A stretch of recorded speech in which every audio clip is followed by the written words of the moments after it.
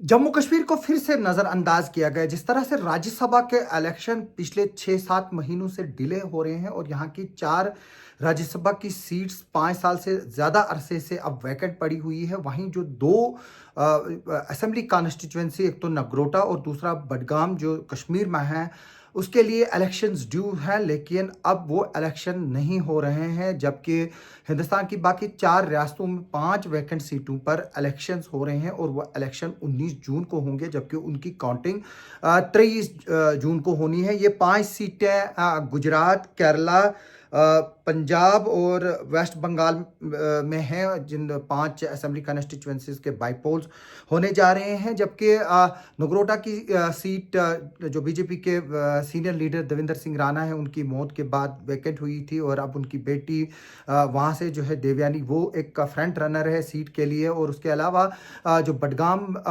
उमर अब्दुल्ला ने 2 सीटें जीती थी, गांदरबल और बडगाम, जिसमें बडगाम से उन्होंने रिज़ाइन किया था और वहाँ पर भी अब इलेक्शन ड्यू है। और हालांकि इन 2 सीटों से किसी को भी असर नहीं पड़ने वाला है गवर्नमेंट पे, लेकिन अगर किसी चीज़ पर असर पड़ रहा है वो हमारी डेमोक्रेसी पे पड़ रहा है, जो जिसके लिए पूरा देश जो है वो जाना जाता है। अब जबकि 5 सीटों पर बाकी 4 स्टेट्स में इलेक्शंस हो रहे हैं और जम्मू कश्मीर में नहीं हो रहे हैं, इससे ये बात जाहिर होती है कि सेंटर को जम्मू कश्मीर की तरफ डेमोक्रेटिक प्रोसेस को यहाँ स्ट्रेंथन करने के लिए जो है वो कोई भी जो है वो प्लान नहीं है। जबकि यहाँ पर स्टेट से यूटी को डिमोट किया गया और अभी तक सिर्फ हम दावे सुन रहे हैं कि स्टेटहुड रिस्टोर किया जाएगा, अप्रोप्रिएट टाइम पे रिस्टोर किया जाएगा, कब किया जाएगा अभी तक ये पता नहीं है। ये भी एक पहली बार हिस्ट्री में हुआ है कि जो कोई रियासत है उसको यूटी में कन्वर्ट करके जो है उसको डिमोट किया गया।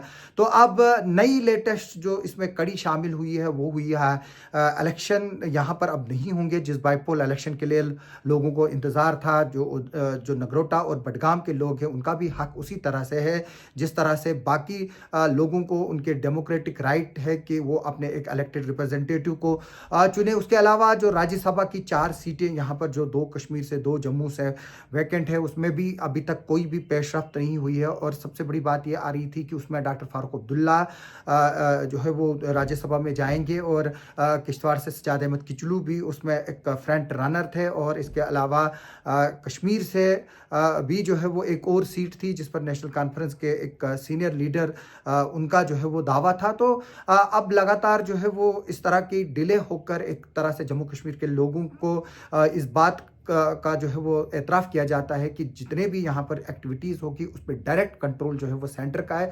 जब वो चाहे तब जो है वो एक डिसीजन लेंगे। इलेक्शन कमीशन ने इस बार फिर से साबित किया है कि वो एक इंडिपेंडेंट अथॉरिटी नहीं है, क्योंकि इलेक्शन कमीशन को चुनने के लिए भी गवर्नमेंट ने जो चीफ जस्टिस इसके एक मेंबर हुआ करते थे उनको जो है वो फिर बाहर का रास्ता दिखाया। और उसके अलावा जो लीडर ऑफ अपोजिशन है, जो उन्होंने रिजर्वेशंस दी थी इलेक्शन कमीशन ऑफ इंडिया को नॉमिनेट करने के लिए, उनमें को भी जो है वो नज़रअंदाज किया गया था। और इसमें सारा जो है वो गवर्नमेंट का शो था। अब ये देखना होगा कि इसके बाद यहाँ से जम्मू कश्मीर की जो गवर्नमेंट्स हैं, नेशनल कॉन्फ्रेंस का और जो बाकी लोग हैं, उनका जो है वो क्या रिएक्शन आता है इसमें। जैसे कि मैंने बताया कि पहले ही ये 4 सीटें वेस्ट बंगाल, पंजाब, केरला और गुजरात के हैं। गुजरात में जो है वो कड्डी सीट है। और इसके अलावा जैसे कि मैंने बोला कि केरला में जो है वो नीलंबर सीट है और वहाँ पर भी रिज़ाइन किया था पीवी अन्नावर ने। और इसके अलावा पंजाब में लुधियाना सीट है जहाँ पर जो सिटिंग मेंबर थे गुरप्रीत बसी गोगी, उनकी जो है वो मौत हुई थी। और वेस्ट बंगाल में बाई इलेक्शन जो है होना है वो कालीगंज असेंबली सीट में होना है, जहाँ पर सिटिंग उनके जो असेंबली मेंबर थे नसीरुद्दीन अहमद, उनकी जो है वो मौत हो गई थी।